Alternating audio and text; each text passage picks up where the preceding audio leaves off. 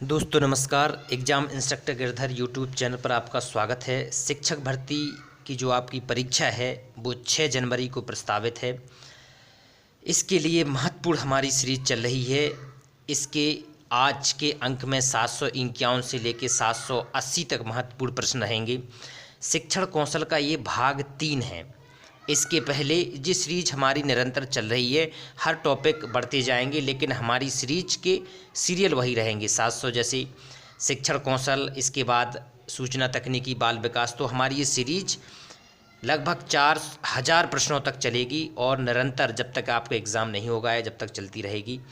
तो आज का ये शिक्षण कौशल का है भाग 3। इसमें आइए वीडियो शुरू करते हैं। तो वीडियो शुरू करने से पहले जो अभ्यर्थी नए हैं, जिन्होंने चैनल सब्सक्राइब नहीं किया है, सब्सक्राइब कर लें, बेल को भी दबा दें, लाइक करें, शेयर ज़रूर करें आप अपने दोस्तों को, अपने व्हाट्सएप ग्रुप पर, अपने फेसबुक ग्रुप पर, जिससे और भी साथियों का लाभ हो सके। आइए शुरू करते हैं। शुरू करने से पहले कल के वीडियो में कुछ गलती हुई है, तो हमने कहा था कि नेक्स्ट वीडियो में आपको भूल सुधार के अंतर्गत दिया जाएगा। आइए वो क्या है। एक तो इग्नो की स्थापना हमने जो 1986 में की थी, बताया था कल, 741वां प्रश्न था, तो इसको आप सितंबर 1985 में हुई थी। दूसरी है NIOS की जो 79 हो गया था, ये 89 कर लें। तो ये 2 महत्वपूर्ण प्रश्न थे और ये आते हैं, इसलिए आप नेक्स्ट वीडियो जो देख रहे हैं आप तुरंत उन प्रश्नों पर जाएं। ये 746वां था।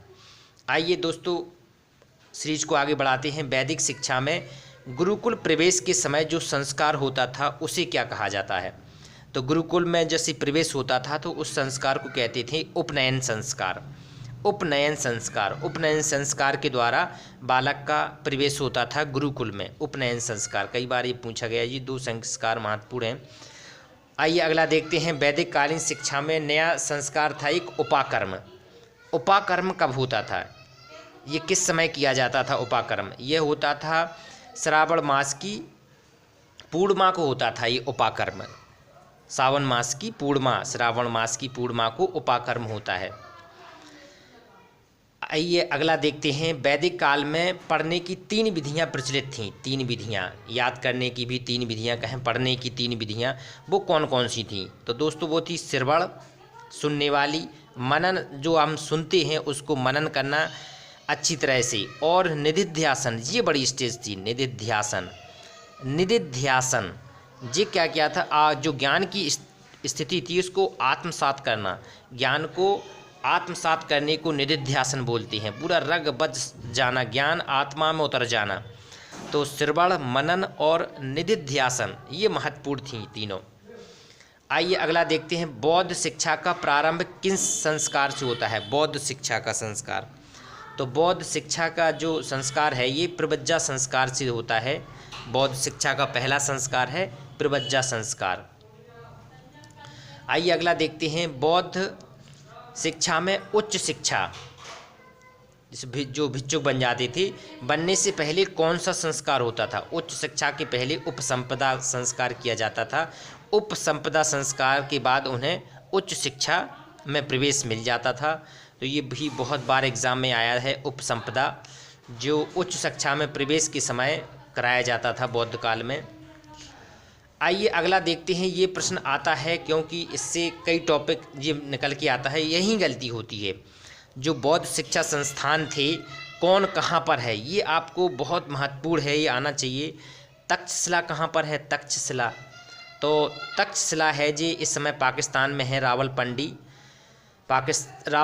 से ये 20 मील पश्चिम में है। तो इस समय ये क्या है? पाकिस्तान में है, रावलपिंडी के पास है ये तक्षशिला। तो इसकी आपको सिचुएशन आनी, जितने भी ये बौद्ध शिक्षा केंद्र हैं, जैसे नालंदा कहाँ है अगले प्रश्न में, तो नालंदा ये पटना के पास है। पटना से 20 मील दूर बड़गांव एक स्थान है, बड़गांव नामक स्थान।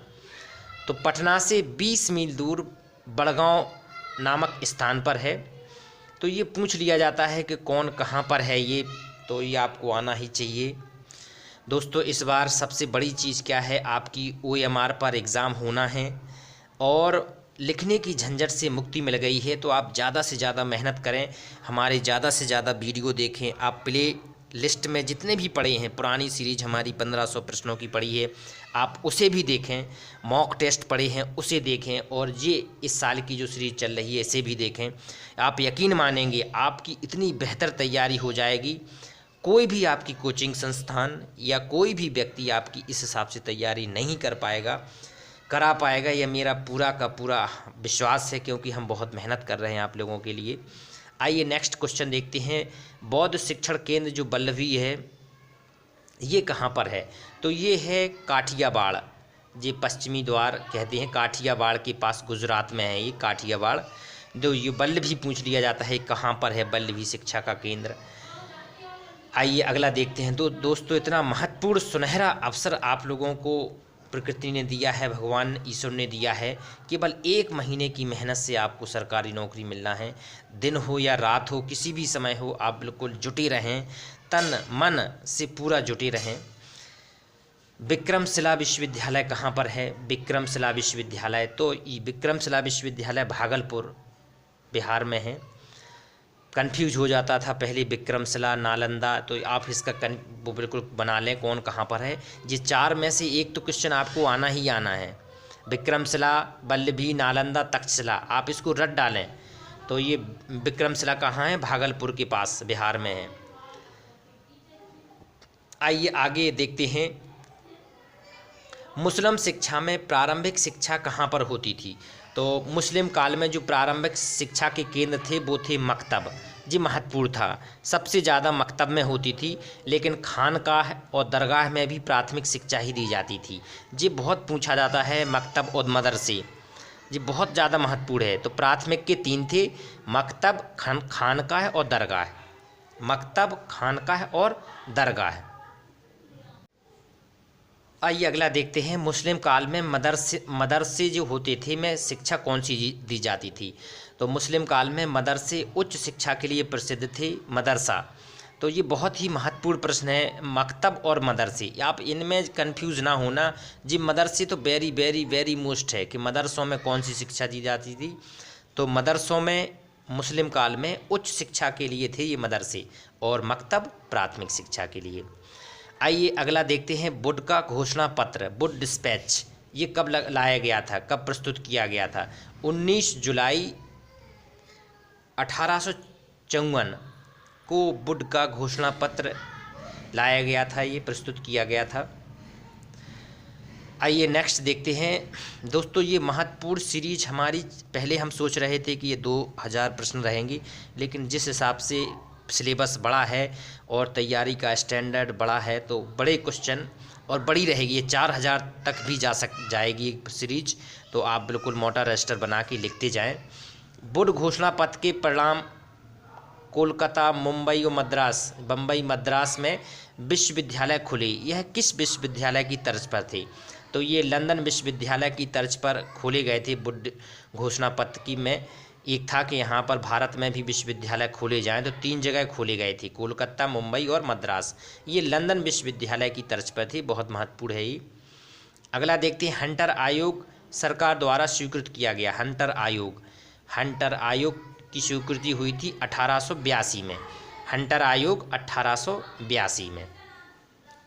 हंटर आयोग ने किस शिक्षा के विकास पर अपना ध्यान दिया था? हंटर आयोग ने किस शिक्षा के विकास पर अपना ध्यान दिया? तो हंटर आयोग मेन थिंग प्राथमिक शिक्षा पर इसका जोर था हंटर का। तो हंटर आयोग ने प्राथमिक शिक्षा के विकास पर जोर दिया था। आइए अगला देखते हैं। शिमला शिक्षा सम्मेलन कब हुआ था? शिमला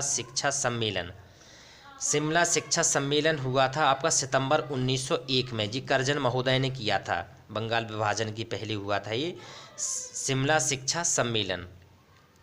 आइए अगला देखते हैं।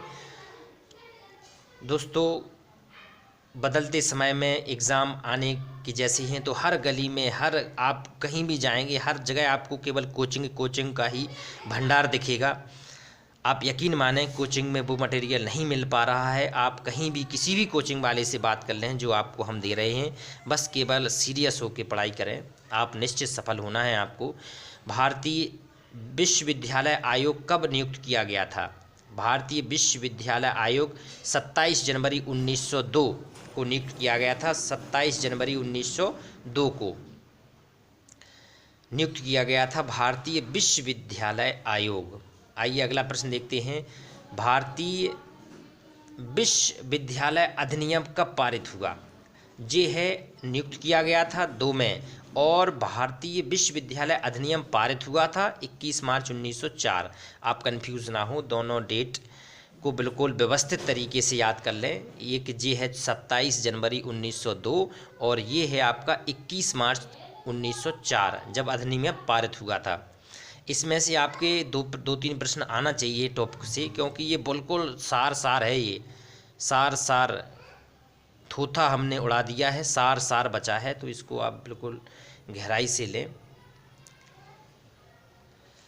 शिक्षा से संबंधित गोखले का बिल कब प्रस्तुत किया गया था? 1911 जी, 9 है। 1911 में शिक्षा से संबंधित गोखले बिल पारित किया गया था। गोखले का बिल 1911 में। आइए अगला देखते हैं, सैडलर कमीशन, इसे कलकत्ता विश्वविद्यालय आयोग भी बोलते हैं, ये कब नियुक्त किया गया था? सैडलर शिक्षा से संबंधित 1917 में इसको नियुक्त किया गया था। 1917 में सैडलर कमीशन 1917। ये क्वेश्चन सैडलर शिक्षा कमीशन ये बहुत महत्वपूर्ण है, आता है कई बार एग्जाम में आता है कि ये सैडलर शिक्षा कमीशन कब नियुक्त किया गया? 1917 में। आइए अगला देखते हैं, शिक्षा संबंधी हरटांग समिति की रिपोर्ट प्रस्तुत की गई थी। हरटांग समिति 1929 में इसकी प्रस्तुत की गई थी। इन्होंने पहली बार प्राथमिक शिक्षा के अवरोधन और अव्ययन पर ध्यान दिया था कि बच्चे स्थिर होकर विद्यालय में रुकें, पढ़ाई करें और उनको ऐसी तरह से व्यवस्थित किया जाए कि उनकी पूरी प्राथमिक शिक्षा हो, उच्च प्राथमिक शिक्षा हो। तो ये हरटांग समिति बहुत महत्वपूर्ण है, 1929 में इसको प्रस्तुत किया गया था। आइए एक और देखते हैं, केंद्रीय शिक्षा सलाहकार बोर्ड की स्थापना कब की गई थी? CAB, इसे कैब भी बोलते हैं। तो इसकी वैसे प्रारंभ में 1920 में इसकी स्थापना की गई थी, लेकिन 1923 में से भंग कर दिया गया, फिर पुनर्स्थापना उसकी 1935 में हुई थी। तो आप ये देख लें कि विकल्प में क्या है। ये अधिकांश बार एक कैब की स्थापना पूछी जाती है, ये बहुत ही महत्वपूर्ण प्रश्न है, तो आप इन दोनों चीज़ों को देख लें। ये स्थापना 1920, लेकिन भंग करके पुनर्स्थापना 1935 में की गई है। आइए दोस्तों नेक्स्ट क्वेश्चन देखते हैं, शिक्षा संबंधी आचार नरेंद्र कमेटी कब प्रस्तुत की गई? तो ये 1939 में प्रस्तुत की गई थी, आचार नरेंद्र कमेटी 1939। दोस्तों क्वेश्चन में कभी कभी मिस्टेक हो जाती है, आप लोगों का सुझाव हम आप लोगों के वास्तव में जिस हिसाब के आप लोग हमें देखते हैं, पसंद कर रहे हैं और बड़े शालीनता से आप उसको बताते हैं कि सर यहाँ मिस्टेक हुई है, तो हमें बहुत खुशी होती है कि आपने बिल्कुल मतलब अपनी बात भी कह दी और इतने शालीन शब्दों में कह दी। ये बहुत ही बड़ी बात है, आप लोगों की महानता ही प्रस्तुत करती है, क्योंकि बात भी हो गई, क्वेश्चन समझ में आ गए और ये कला होती है जी आप लोगों ने कर रहे हैं। बिल्कुल कल 2 क्वेश्चन गड़बड़ हुए थे सन के, तो आपने बड़ी शालीनता से बताया और आज हमने उसको करेक्शन किया, बड़ी बात है। आइए अगला प्रश्न देखते हैं, शिक्षा से संबंधित सार्जेंट कमेटी रिपोर्ट कब प्रस्तुत की गई थी? ये 1944 में सार्जेंट कमेटी रिपोर्ट की गई थी। दोस्तों आगे आने वाले जीवन में आपकी जिम्मेदारियां बढ़ती जाएंगी, ऐसे में एक नौकरी ही अहम सहारा होती है। तो 1 महीने की मेहनत और सारी जिम्मेदारी आप अच्छी तरह से निभाएंगे, क्योंकि बदलते समय में अर्थ बहुत महत्वपूर्ण है, आर्थिक युग चल रहा है ये, तो इसलिए आप पूरी गहराई से तैयारी करें, चूक ना जाए ये समय, ऐसा समय बार बार आपको नहीं मिलना है, ये विश्वास रखें। अगला प्रश्न देखते हैं, विश्वविद्यालय शिक्षा आयोग, जिसे राधा कृष्णन आयोग भी कहते हैं, कब नियुक्त किया गया था? तो 4 नवंबर 1948 को ये नियुक्त किया गया था, विश्वविद्यालय शिक्षा आयोग। आइए अगला देखते हैं, राधा कृष्णन आयोग ने कब अपनी रिपोर्ट भारत सरकार के समक्ष प्रस्तुत की थी? तो ये इन्होंने नियुक्त किया गया था 4 नवंबर 48 में और प्रस्तुत किया इन्होंने 25 अगस्त 1949 में। तो ये आप कंफ्यूज ना हो, ये दोनों ही पॉइंट बहुत महत्वपूर्ण हैं कि कब नियुक्त किया गया और कब उसको प्रस्तुत किया गया, ये दोनों डेट आप बिल्कुल याद कर लें। माध्यमिक शिक्षा आयोग, जिसे मुदालियर आयोग भी कहा जाता है, का गठन कब किया गया? तो ये 23 सितंबर 1952 को इसका गठन किया गया। 23 सितंबर 1952 को 52 23 सितंबर 1952। पढ़ाने की बिल्कुल ऐसी स्पीड है, कोई भी इसको लिख के समझ के कर सकता है। आप लोग बिल्कुल गंभीर होकर पढ़ें और लिखते जाएं और रिवाइज करते जाएं। हर दिन का काम हर दिन करें, ये बहुत बड़ी कला होती है। मुदालियर आयोग ने कब अपनी रिपोर्ट सरकार के समक्ष प्रस्तुत की? ये गठन किया गया था 23 सितंबर 1952 को और सरकार के समक्ष प्रस्तुत की थी ये 28 अगस्त 1953 को। ये बहुत बड़ी चीज़ है। ये दो दो पॉइंट यहाँ से निकल के आ रहे हैं, तो आप देखें। आचार्य नरेंद्र देव समिति शिक्षा की जो प्रसिद्ध समिति थी, ये कब नियुक्त की गई थी? 1939 में। ये कई बार गठित हुई, भंग हुई, लेकिन प्रथम बार ही 1939 में बनी थी। ये महत्वपूर्ण है। आइए अगला देखते हैं। नई शिक्षा नीति में किस आयु वर्ग में साक्षरता उन्मूलन कार्यक्रम चलाया जा रहा है? तो साक्षरता उन्मूलन जो कार्यक्रम चलाया जा रहा है 15 से लेकर 35 वर्ष तक के जो निरक्षर व्यक्ति हैं वो उन्हीं को साक्षर करने का लक्ष्य रखा गया। 15 से लेके 35 साल 35। तो इसके अगर कोई निरक्षर हैं तो इसको इस ग्रुप में रखा जा रहा है। सप्रू कमेटी रिपोर्ट कब प्रस्तुत की गई? तो सप्रू कमेटी रिपोर्ट जो 1934 में प्रस्तुत की गई थी। Sapru committee report 1934। खैर समिति कब प्रस्तुत की गई थी? जिस सब दोनों शिक्षा से संबंधित हैं, ये महत्वपूर्ण है। 1938 में खैर समिति 1938। तो इस प्रकार से दोस्तों ये दूसरी महत्वपूर्ण सीरीज के आपके 780 प्रश्न हो गए हैं। 780। पहली एक हमारी सीरीज पढ़ी है, उसके 1500 अलग पढ़े हैं। आप इस सीरीज के साथ में उस सीरीज को भी देखते जाएं। दोनों सीरीज साथ में आप अध्ययन करें। दोनों की प्रश्न अलग अलग हैं, तो आपको पता चलेगा कि बहुत सारा मटेरियल हो रहा है एक एक टॉपिक का, एक एक उसका। तो आप करते जाएं। आपको किसी भी कोचिंग, किसी भी संस्थान, किसी के सामने कुछ भी करने की ज़रूरत नहीं है। बहुत बहुत धन्यवाद आप लोगों का, और आप ज़रूर सफल होंगे। नमस्कार।